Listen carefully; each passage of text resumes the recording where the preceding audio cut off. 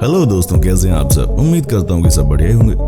दोस्तों, हम आज बहुत ही आधुनिक युग में जी रहे हैं जहाँ टेक्नोलॉजी के कारण हर काम आसानी से हो जाता है। लेकिन अभी भी बहुत कुछ है इस धरती पर जो हमारी नज़रों से अब भी दूर है, क्योंकि जब भी आपको लगता है कि आप सब कुछ देख चुके हैं तब कुछ नया और अनोखा सामने आ जाता है। जी हाँ, धरती पर कई ऐसे जीव हैं जिनको पहली बार देखकर लगता है कि क्या सच में ये है। यहाँ हम आपको 10 ऐसे ही जानवरों के बारे में बता रहे हैं जिनके बारे में शायद आपको पता ही ना हो। तो दोस्तों, आप इस वीडियो के आखिर तक बने रहिए। वीडियो शुरू करने से पहले आपसे एक रिक्वेस्ट है कि अगर आप इस चैनल पर नए हैं तो प्लीज वीडियो को लाइक और चैनल को सब्सक्राइब जरूर करें।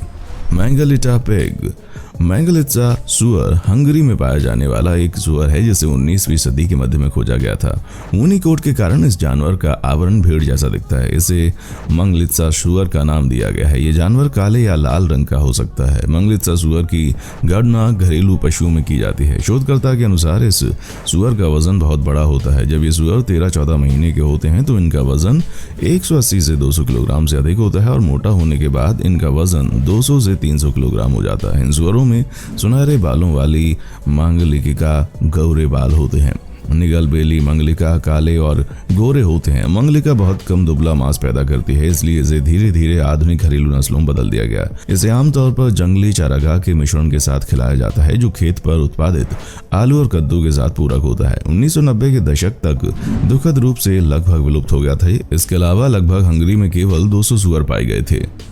राइनोपिथेकस। दोस्तों, राइनोपिथेकस को गोल्डन बंदर भी कहा जाता है। राइनोपिथेकस रॉक्सेलाना तिब्बती पठार के साथ साथ दक्षिण पश्चिमी चीन के पहाड़ी इलाकों में रहते हैं। सिचुआन प्रांत में वोलोंग प्राकृतिक रिजर्व में सबसे बड़ी आबादी पाई जाती है, लेकिन सुनहरे बंदरों की सीमा दक्षिण में गांसू प्रांत तक फैली हुई है।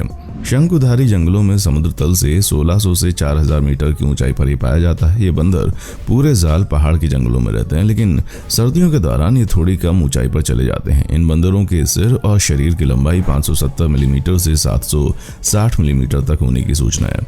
पूंछ 510 और 720 मिलीमीटर के बीच है। कोट का रंग यौन दुरूपी होता है। नर और मादाओं का पेट, माथा और गर्दन सुनहरा होता है। नर की पीठ, कंधे, हाथ, पीठ, सिर और पूंछ पर भूरा काला होता है। मादाओं में ये भाग भूरे काले रंग के होते हैं। नाक चपटी है, नथुने आगे की ओर हैं। व्यापक रूप से खुले नथुने पर त्वचा के 2 फ्लैप चोटियों का निर्माण करते हैं जो कि लगभग माथे को चूमते हैं। गोल्डन बंदर पूरे साल संभोग व्यवहार प्रदर्शित करते हैं, लेकिन वे मौसमी आधार पर प्रजनन करते हैं। सभी गर्भधारण 3 महीने की अवधि के भीतर शुरू होते हैं। यह अवधि अगस्त की शुरुआत में या नवंबर के अंत तक शुरू हो सकती है। यह उस क्षेत्र पर निर्भर करता है जहां बंदर रहते हैं। एक बार जब एक महिला गर्भवती हो जाती है तो गर्भधारण लगभग 7 महीने तक रहता है, जिसमें जन्म अप्रैल और अगस्त के बीच होता है। आमतौर पर एक संतान पैदा होती है। एम्परर टमारिन की एक प्रजाति है जिसका नाम कथित तौर पर जर्मन सम्राट विल्हेम II से मिलता जुलता है। ये पश्चिम ब्राजील के एकर और अमेज़नस और दक्षिण पश्चिम अमेज़न बेसिन, पूर्वी पेरू, उत्तरी बोलिविया में रहता है। एम्परर तमरीन का फर मुख्य रूप से भूरे रंग का होता है, जिसकी छाती पर पीले रंग के धब्बे होते हैं। हाथ और पैर काले होते हैं और पूंछ भारी होती है। ये बकाया इसकी लंबी सफेद दाढ़ी है जो कि कंधों से परे दोनों तरफ फैली हुई है। ये जानवर 23 से 26 सेंटीमीटर की लंबाई तक का होता है। साथ ही इसकी 35 से 41.5 सेंटीमीटर लंबी पूंछ होती है। इसका वजन लगभग 500 ग्राम होता है। इस जानवर के पैर की उंगलियां और बाकी उंगलियों में से प्रत्येक पर पंजे होते हैं। इसके पंजे बड़े और अंगूठे में कील भी होती है, जबकि इसकी एक निश्चित लंबी मूछें भी हैं। इसकी ठुड्डी पर लगभग अगोचर सफेद बाल भी हैं। नेत्रहीन, हालांकि सेगुइनस इम्पीटर की एक काली ठुड्डी होती है। इसकी छाती और पेट पर बाल लाल, नारंगी और सफेद बालों का मिश्रण होता है। इसकी पीठ पर फर जो होता है वो भूरे रंग का होता है। इसके हाथ और पैर का भीतरी भाग नारंगी रंग का होता है। पैटागोनियन मारा। दोस्तों, पैटागोनियन मारा जीनस डोलीचोटिस में एक अपेक्षाकृत बड़ा जानवर है। इसे पैटागोनियन कैवी, पैटागोनियन हरे या डिलवाई के नाम से जाना जाता है। ये शाकाहारी, कुछ हद तक खरगोश जैसा जानवर अर्जेंटीना में खुले और अर्ध खुले आवासों में पाया जाता है, जिसमें पैटागोनिया के बड़े हिस्से भी शामिल हैं।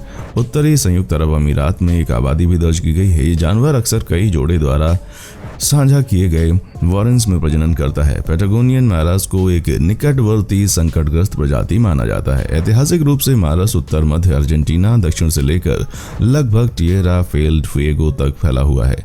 फिर भी शिकार और आवास परिवर्तन में मारास बहुत प्रभावित हुए हैं और ब्यूनस आयर्स प्रांत सहित कुछ क्षेत्रों में विलुप्त हो गए हैं। मारा की खाल का इस्तेमाल ब्रेड स्प्रेड्स और गलीचों के लिए किया जाता है। फ्लफी काऊ दोस्तों, फ्लफी काऊ हाईलैंड के देहाती मवेशियों की एक स्कॉटिश नस्ल है। उनके पास लंबे चौड़े सींग और लंबे लहरदार ऊनी कोट होते हैं। सामान्य कोट का रंग लाल भूरा होता है जो कि लगभग 60% आबादी में देखा जाता है। कुछ 22% पीले हैं और शेष पीले चांदी काले होते हैं। दोस्तों, एक जवान बैल का वजन 800 किलोग्राम तक हो सकता है और बछिया का वजन 500 किलोग्राम तक हो जाता है। गायों की ऊंचाई आमतौर पर 90 से 106 सेंटीमीटर होती है। बैल आमतौर पर 106 से 120 सेंटीमीटर की सीमा में होते हैं। लगभग 277 से 290 दिनों की गर्भधारण अवधि के साथ पूरे वर्ष संभोग होता है। आमतौर पर एक बछड़ा पैदा होता है लेकिन जुड़वा बच्चे अज्ञात नहीं होते हैं। यौन परिपक्वता लगभग 18 महीने में पहुंच जाती है। हाईलैंड के मवेशियों का जीवन काल अन्य मवेशियों की तुलना में 20 साल तक लंबा होता है। मार्खो गोट दोस्तों, मार्खोर एक जंगली बकरी की प्रजाति है जो पाकिस्तान अधिकृत कश्मीर में गिलगित बाल्टिस्तान, चित्राल जिला, कलश घाटी और हुंजा घाटी के साथ साथ नीलम घाटी के ऊपरी क्षेत्रों सहित अन्य उत्तरी क्षेत्रों में पाया जाता है। Markhor Bharat, Afghanistan, Uzbekistan, Tajikistan और कश्मीर के कुछ भागों में पाया जाता है। मार्खोर प्रजाति को लुप्तता प्राय माना जाता है। आज 2500 से भी कम वयस्क मार्खोर जीवित हैं। मार्खोर पाकिस्तान का राष्ट्रीय पशु है। ये बकरा लय मिलय से संबंध रखता है। ये पाकिस्तान, भारत, अफगानिस्तान, उज्बेकिस्तान और तजाकिस्तान के कुछ क्षेत्रों में पाया जाता है। मार्खोर नाम थोड़ा अजीब है। इसका मतलब फारसी में एक सांप खाने वाला पहाड़ी जानवर है। वैसे ये टंदोह और सांप खा नहीं सकता। जब ये सांप नहीं खा सकता तो उसका नाम मार्खोर क्यों रखा गया, आप हमें कमेंट सेक्शन में आकर बता सकते हैं। रकून डॉग दोस्तों, रकून डॉग मुख्य रूप से पूर्वी एशिया और उत्तरी वियतनाम में पाए जाते हैं, जो कि एक लोमड़ी की तरह दिखता है। सामान्य रकून कुत्ते की खोपड़ी दक्षिण अमेरिकी लोमड़ियां विशेष रूप से केकड़ा खाने वाली लोमड़ियों के समान होती है। इसके लंबे धड़ और छोटे पैर हैं। कुल लंबाई 45 से 71 सेंटीमीटर होती है। पूंछ 12 से 18 सेंटीमीटर लंबी होती है, जो कि जानवर की कुल लंबाई की 1/3 से भी कम होती है और जमीन को छुए बिना टर्सल जोड़ों के नीचे लटकती है। कान छोटे होते हैं और फर से थोड़ा ही बाहर निकलते हैं। मौसम के अनुसार वजन में उतार चढ़ाव होता है। मार्च में उनका वजन 3 किलोग्राम होता है, जबकि अगस्त से सितंबर की शुरुआत में मेल डॉग का औसत वजन 6.5 से 7 किलोग्राम होता है। कुछ मेल डॉग का अधिकतम वजन 9 से 10 किलो होता है। द ब्लू फुटेड बॉबी एक समुद्री पक्षी है जो कि पूर्वी प्रशांत महासागर के उपोष्ण कटिबंधीय और उष्ण कटिबंधीय क्षेत्रों का मूल निवासी है। ये जीनस सुला की 6 प्रजातियों में से एक है, जिसे बूबी कहा जाता है। यह अपने विशिष्ट चमकीले नीले पैरों से आसानी से पहचाना जा सकता है, जो एक यौन रूप से चयनित विशेषता है। नर अपने पैरों को मादा के सामने अकड़ते हुए ऊपर और नीचे उठाकर एक विस्तृत संभोग अनुष्ठान में प्रदर्शित करते हैं। मादा नर की तुलना में थोड़ी सी बड़ी होती है और 1.5 मीटर तक के पंखों के साथ 90 सेंटीमीटर तक हो सकती है। इसके आहार में मुख्य रूप से मछलियां होती हैं, जो उसे गोता लगाकर और कभी कभी अपने शिकार की तलाश में पानी के नीचे तैरकर प्राप्त करती है। ये कभी कभी अकेले शिकार करता है, लेकिन आमतौर पर समूहों में शिकार करता है। नीले पैरों वाला वो भी आमतौर पर एक बार में 1 से 3 अंडे देती है।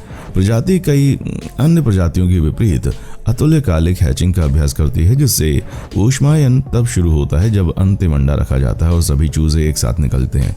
इसका परिणाम भाई बहनों के बीच वृद्धि असमानता और आकार असमानता में होता है। मालाय कोलुगो दोस्तों, सुंडा फ्लाइंग लेमूर, जिसे सुंडा कोलुगो, मलायन फ्लाइंग लेमूर और मलायन केलुगो के नाम से जाना जाता है, एक कोलुगो प्रजाति है। दक्षिणी म्यांमार, थाईलैंड, दक्षिणी वियतनाम, मलेशिया से लेकर सिंगापुर और इंडोनेशिया तक पूरे दक्षिण पूर्व एशिया में मूल निवासी है। सुंडा फ्लाइंग लेमूर एक लेमूर नहीं है और ना ही उड़ता है। इसके बजाय ये पेड़ों के बीच छलांग मारता है। ये सख्ती से वृक्षारोपण करता है। रात में सक्रिय है और नरम पौधों के हिस्सों जैसे कि युवा पत्ते, अंकुर फूल और फलों पर फीड करता है। 60 दिनों की गर्भावस्था अवधि के दौरान एक बड़ी त्वचा झिल्ली द्वारा आयोजित मां के पेट पर ही एक संतान को ले जाया जाता है। ये वन पर निर्भर प्रजाति है। सुंडा फ्लाइंग लेमूर के शरीर की लंबाई लगभग 33 से 42 सेंटीमीटर है। इसकी पूंछ की लंबाई 18 से 27 सेंटीमीटर है। उसका वजन 0.9 से 1.3 किलोग्राम होता है। सुंडा फ्लाइंग लेमूर राष्ट्रीय कानून द्वारा संरक्षित है। वेनेजुएलियन पुडलमोथ। वेनेजुएला के पुडलमोथ 2009 में किर्गिस्तान के प्राणी विज्ञानी डॉक्टर आर्थर एंकर द्वारा वेनेजुएला के ग्रान सबाना क्षेत्र में खींची गई एक अज्ञात कीट है। ये नाम इसकी शारीरिक बनावट की तुलना में एक पतंगे और पुडल के बीच क्रॉस से किया गया है। डॉक्टर एंकर ने प्रजातियों की कुल 75 तस्वीरें ली, फिर भी कुछ ही देखने के लिए उपलब्ध हैं। एंकर और एक अन्य वैज्ञानिक ने अनुमान लगाया कि ये जीनस आर्टिस का सदस्य हो सकता है। हालांकि ये जीनस में वर्णित 20 से अधिक प्रजातियों में से एक भी हो सकता है और नहीं भी। मौत अक्सर अन्य प्यारे पतंगों की छवियों के साथ भ्रमित होता है, जैसे बॉम्बेक्स मोरी, जबकि एंकर के सहयोगियों में से एक ने अनुमान लगाया था कि वेनेजुएला के पुडल कीट डायफोरा मैंडिका के लिए कुछ छोटे समानता रखते हैं। डॉक्टर एंकर की तस्वीरों से प्राप्त मापों से पता चलता है कि कीट लगभग 1 इंच लंबा है। भौतिक उपस्थिति और वास्तविक जानकारी की कमी ने इसके अस्तित्व को एक इंटरनेट धोखा के रूप में माना है। क्षेत्र के बाद अभियानों में फिर से कीट का पता लगाने में असमर्थ रहे हैं।